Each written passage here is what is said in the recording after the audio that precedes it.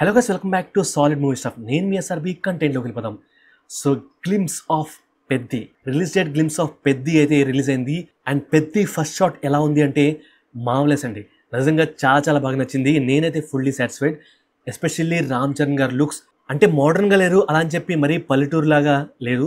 But తన as మాత్రం రియలిస్టిక్గా చాలా చాలా రియల్గా అనిపిస్తుంది. ఆ యాస్ అయితే చింపాతులు పారేశారు. ఆల్రెడీ మనం రంగస్థలంలో అలాంటి లుక్స్ అండ్ అలాంటి యాస మనం చూసాం. అంటే ఈ యాస కాదు, డిఫరెంట్గా మాట్లాడుతూ ఉంటారు. అండ్ దాంతోపాటు కొద్దిగా చెవుడు కూడా ఉంటుంది. సో అవన్నీ చాలా చాలా ఇంట్రెస్టింగ్గా చాలా చాలా బాగుండేవి. బట్ ఇందులో అలా కాదు, ఆయన యాస అద్భుతంగా ఉంది. నరికి అవతల పడేశారు ఆ యాస మాత్రం. అండ్ ఆ లుక్స్ అయితే చాలా చాలా బాగున్నాయి. అంటే లుంగి స్టైల్ అలాంటివి ఏమీ కాకుండా జస్ట్ కొద్దిగా మోడర్న్ స్టైల్లో ఫ్యాంట్ అవన్నీ వేసుకొని స్పోర్ట్స్ ఆడే ఒక మామూలు పల్లెటూరు వ్యక్తి, అది కూడా ఉన్నది ఒకటే లైఫ్, ఇంకా మళ్ళీ పుడతావేంటి అనే థాట్ మెంటాలిటీతో ఉండే ఒక person.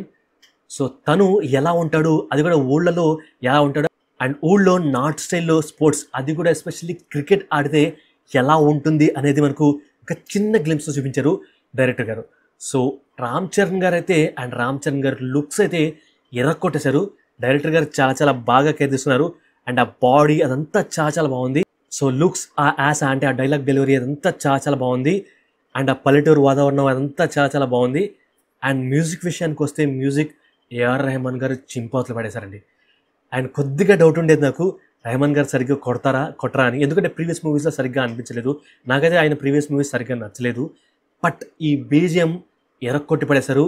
And of course songs గురించి డైరెక్టర్ గారు కేర్ తీసుకుంటారు. అండ్ సాంగ్స్ అద్రిపోతాయి అనిపిస్తుంది.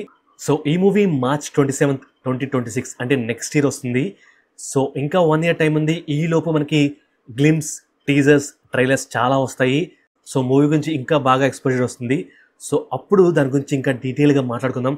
అసలు దేని గురించి, ఏం చేస్తున్నారు, ఏం చూపించబోతున్నారు అనేది చాలా చాలా ఈగర్గా వెయిటింగ్. అండ్ ఇంకా చాలా క్యారెక్టర్స్ని ఇంట్రడ్యూస్ చేయాల్సి ఉంది. సో వాటి గురించి కూడా మాట్లాడుకుందాం. బట్ ఈలోపు మనం ఈ ఫస్ట్ షాట్లోని డీటెయిల్స్ గురించి డీటెయిల్గా ఒక వీడియోలో మన ఛానల్లో మాట్లాడుకుందాం. అండ్ వీడియో నచ్చితే లైక్ చేయతో పాటు సబ్స్క్రైబ్ చేయడం మర్చిపోకండి. Thank you, love you all.